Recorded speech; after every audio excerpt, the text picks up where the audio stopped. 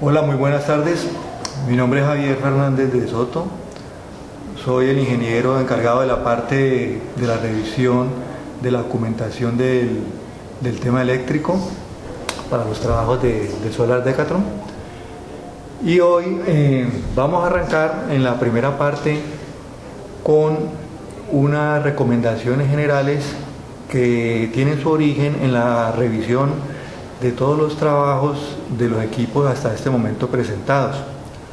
La observación hasta este momento en general es que falta casi el 90% de la documentación. Entonces vamos a hacer en esta primera parte una descripción de la documentación que se tiene que presentar bajo la luz del reglamento RETIE, y posterior a eso haremos unos comentarios ya en lo que tiene que ver con el montaje propiamente dicho a realizar.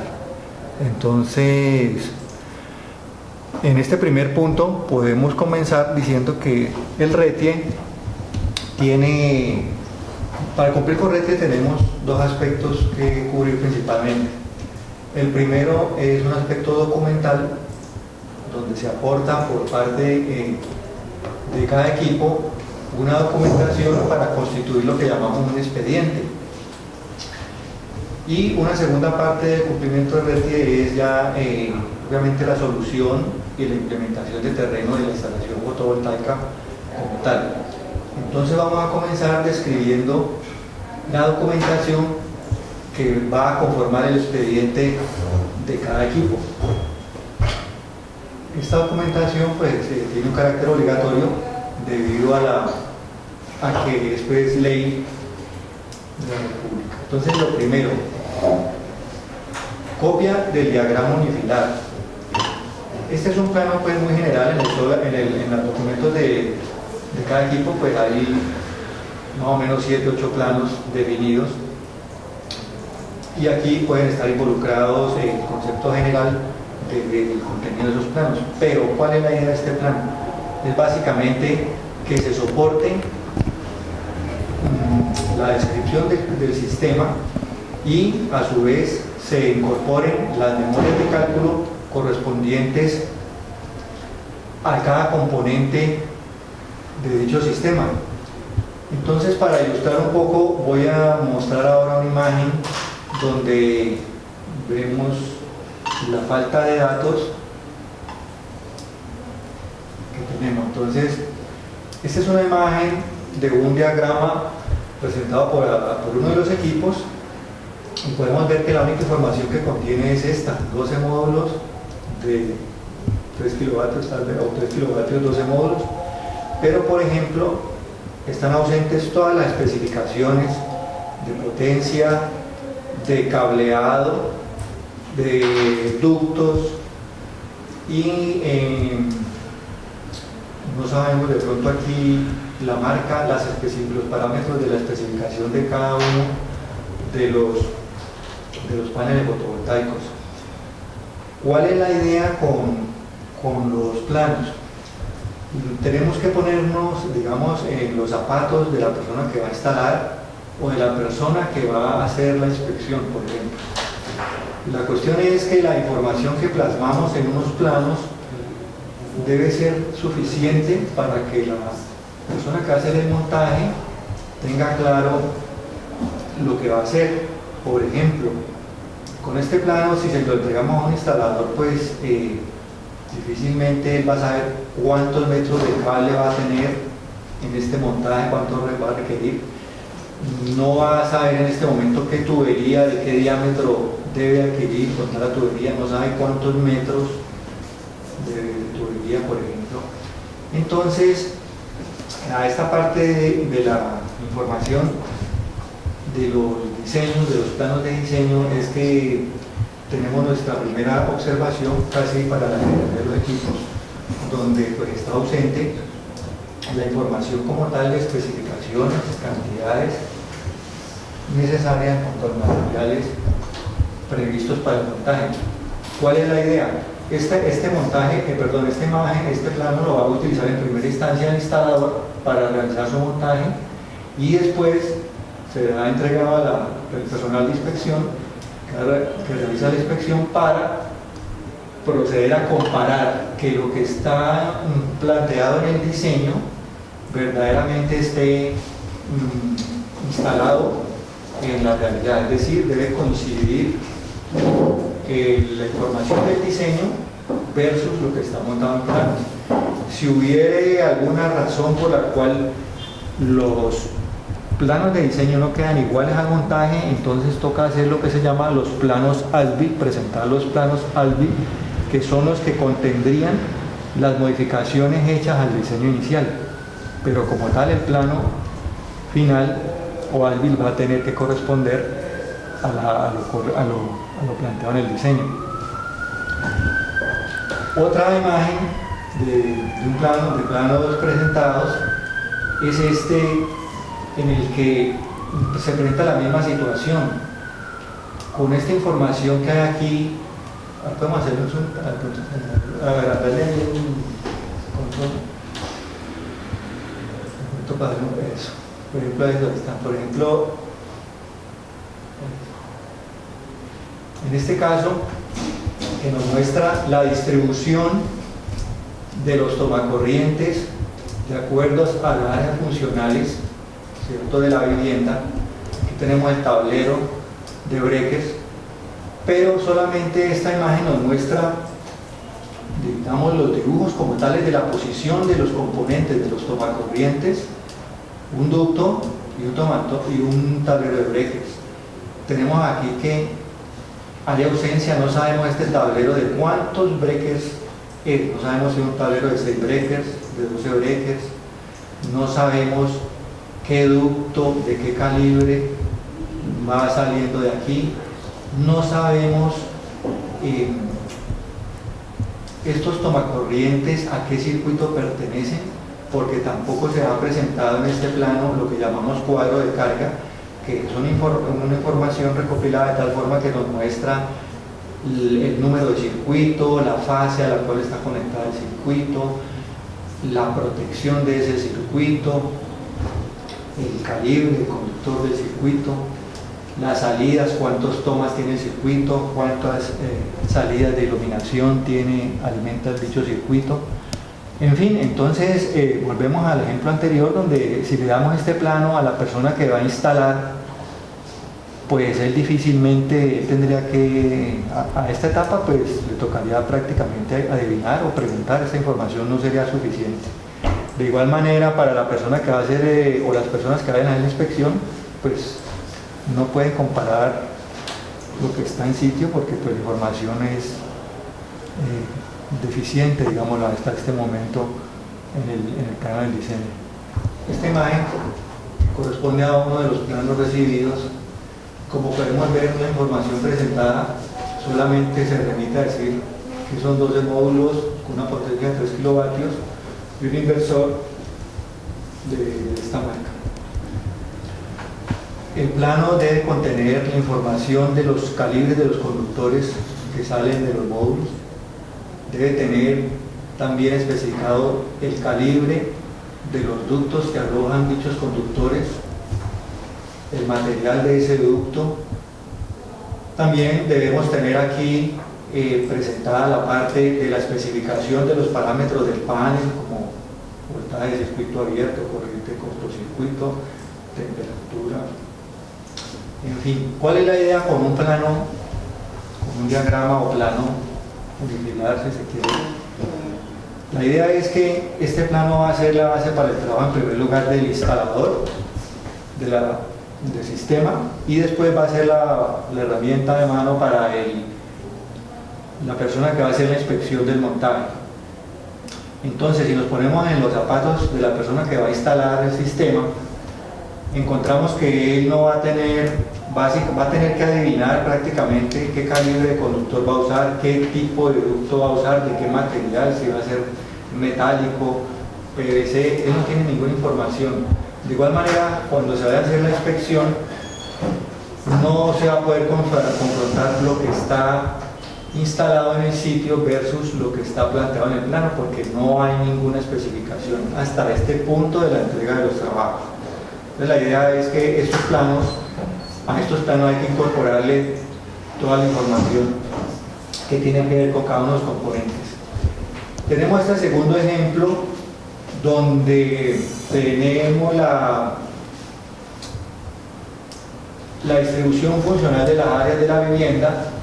Por ejemplo, tenemos los baños, tenemos aquí la cocina, y podemos ver que en este plano hay planteados unos tomacorrientes, un tablero de breakers y una ductería, pero no sabemos este tablero, por ejemplo, qué capacidad de circuitos tiene, si es de 8 circuitos, si es de 12 circuitos, no sabemos su nivel de tensión.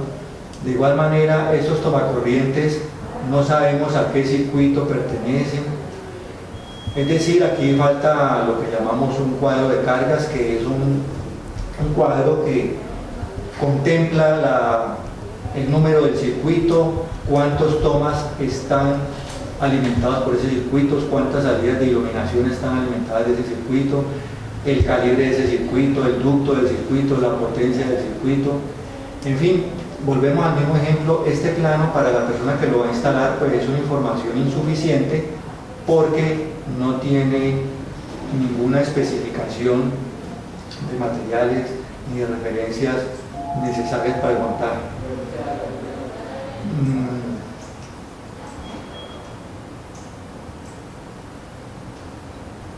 En esta imagen de otro de los planos presentados podemos ver una situación similar.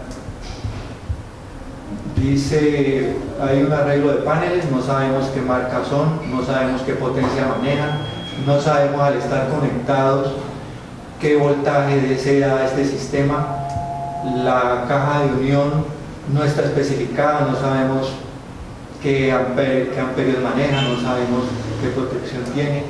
Este inversor, de igual manera, no está especificado ni su marca ni sus rangos de potencia, no hay ningún parámetro.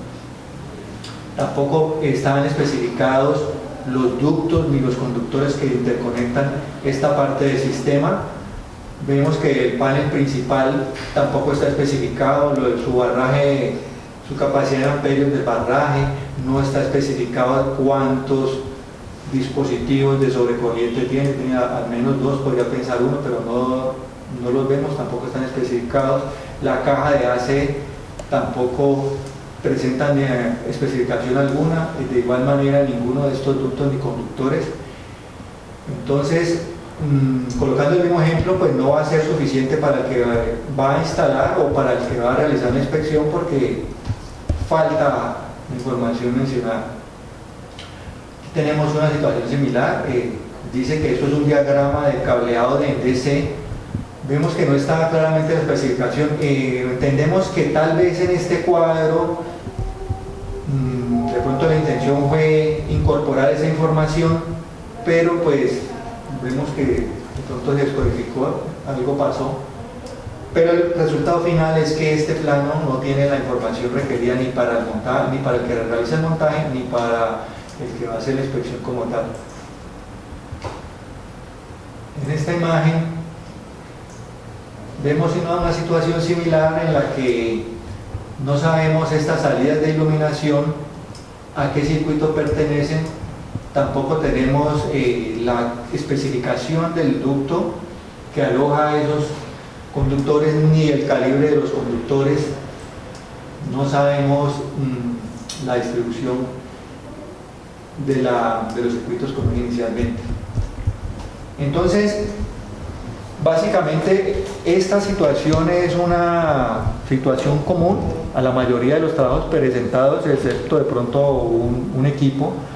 De resto, todos están con una carencia en la información o especificación de los planos. Para empezar a mirar detalladamente la información que se debe presentar en la parte documental para dar cumplimiento con RETIE, vamos a mirar el siguiente listado de documentos.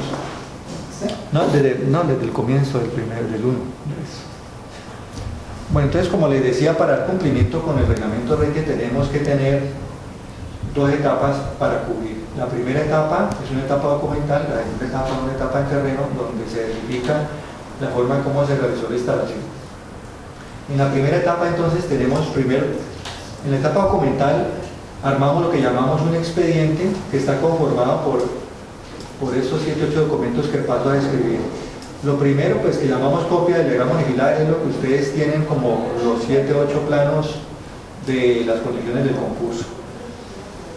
Planos de diseño eléctrico firmados por el ingeniero diseñador con matrícula profesional vigente y planos ASBIL firmados por el constructor. Este plano, todo plano que se presente debe ir firmado por un ingeniero, diseñador, ingeniero electricista, diseñador con matrícula profesional, y ese plano debe coincidir con lo que se haya montado en el sitio como tal físicamente. Si por alguna razón en el montaje se dan circunstancias que impiden que ese plano coincida a la hora de hacer el montaje, pues se presentará un segundo plano que se denomina plano ASBIL, también firmado por un ingeniero electricista constructor. Hago énfasis, ingeniero electricista constructor, pues esto es lo que tiene plasmado el RETIE. Entonces acá en el plano ASBIL se van a plasmar las modificaciones que a última hora pues de pronto tuvieron que realizarse en el montaje. El tercer documento se denomina fotocopia de la tarjeta profesional o matrícula del ingeniero diseñador. El cuarto documento, fotocopia de la tarjeta profesional del ingeniero electricista constructor y del ingeniero interventor si existe. El quinto documento se denomina declaración o declaraciones del constructor firmada en originales. Esta declaración se mandó en un archivo adjunto.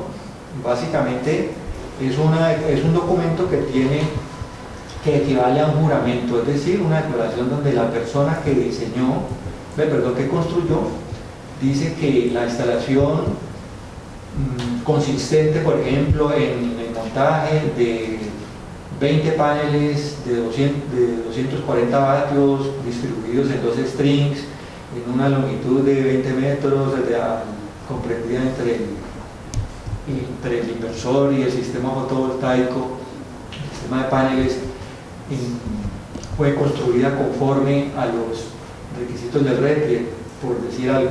Tiene que haber una descripción detallada de la construcción como tal realizada. Como les decía, tiene un carácter equivalente a un juramento. Más adelante podemos ver un ejemplo de leerla puntualmente.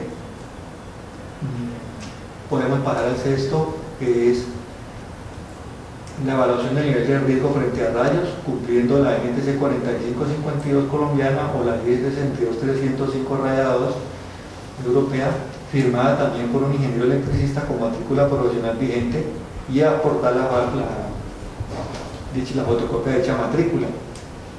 Por ley sabemos que debemos hacer la evaluación. Producto de esa evaluación podemos encontrar dos alternativas: o que haya que construir un sistema de protección externo contra el rayo, o que no haya necesidad, pero igual esa decisión será la consecuencia de la realización de esta evaluación del nivel de riesgo frente a rayos. Hasta ahora no hemos recibido ninguno, todos los equipos han omitido esta parte.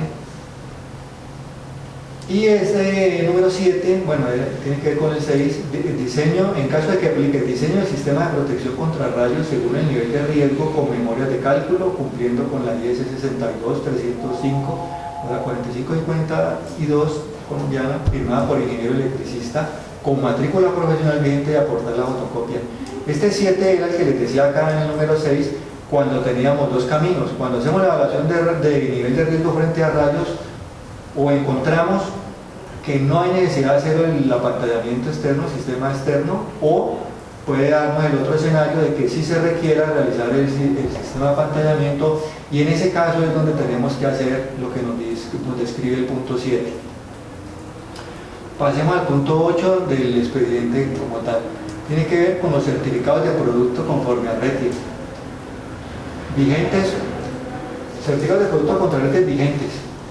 El RETIE estableció este listado que tenemos aquí y nos dice que todos los elementos, los materiales utilizados en la instalación, como alambres, cables, bandejas, ductería, todos los componentes deben tener un certificado de producto de conformidad contra el RETI. Aquí vale la pena aclarar que hay veces a los proveedores entregan un certificado, digamos, de los alambres o de los cables contra la ISO 9000, y la ISO 9000 pues es una norma que tiene un objetivo diferente al RETI. El objetivo del RETI es la seguridad y el objetivo de la ISO 9000 es el aseguramiento de la calidad. Todos los productos utilizados en la instalación deben estar soportados en el expediente con un certificado de producto que esté expresamente expedido contra el reglamento RETI. Para el caso de los equipos de países extranjeros, pues habrá en cada uno lo que se llama el certificado de país de origen, y ellos tendrán allá ese certificado del producto contra un reglamento, contra una norma que tenga unos objetivos similares al del RETI, es decir, a la seguridad.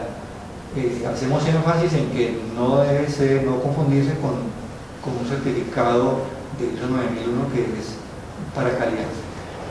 Por ejemplo, bueno, aquí termina el listado, tubos, unidades, pulsadores, bueno, lo que se haya utilizado ahí en la documentación como tal. Esto en cuanto a RETI. Y hay otros productos, otros requisitos, perdón, que tienen que ver ya con el cumplimiento del NEC 2014, pero en esta parte inicial hemos arrancado con los requisitos documentales del RETI.